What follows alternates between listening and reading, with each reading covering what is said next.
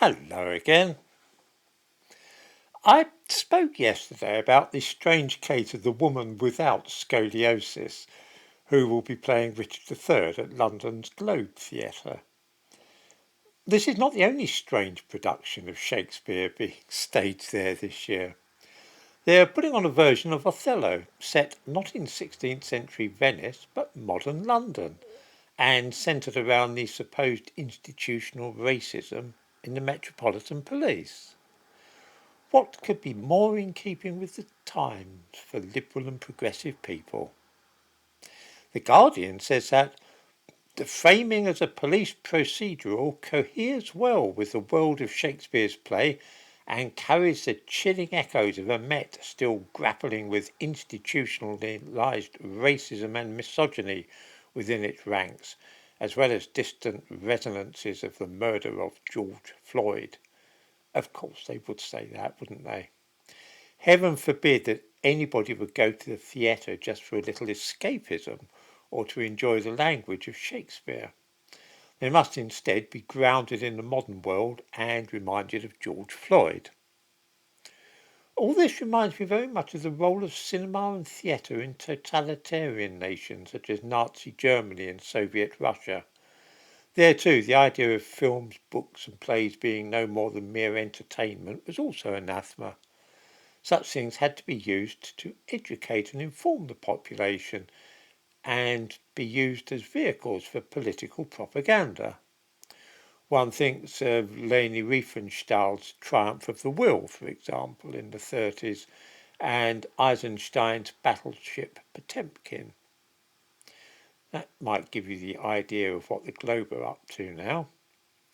That is, of course, why Othello has been rejigged as a police procedural rather than a piece of pure entertainment to take us out of the real world for an hour or two.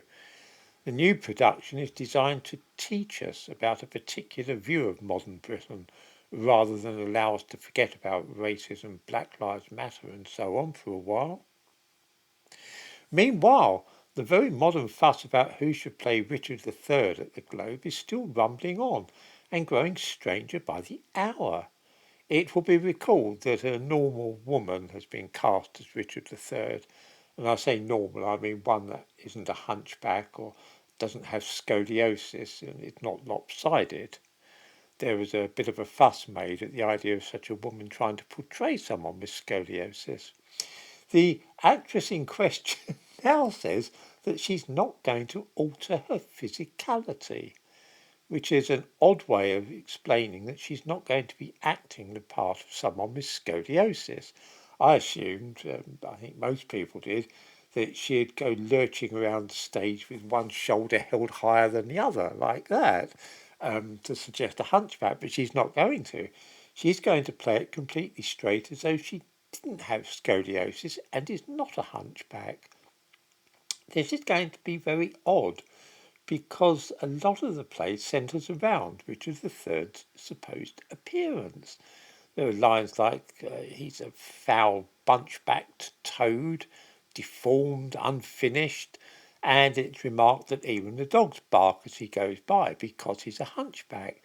It's going to be pretty weird if this young woman is walking around perfectly normally and not trying to suggest that she might be afflicted with scoliosis or have a hunchback. I'm bound to say I'm tempted to go along to watch this production simply to see it because it sounds as though it's going to reach absolute heights of absurdity.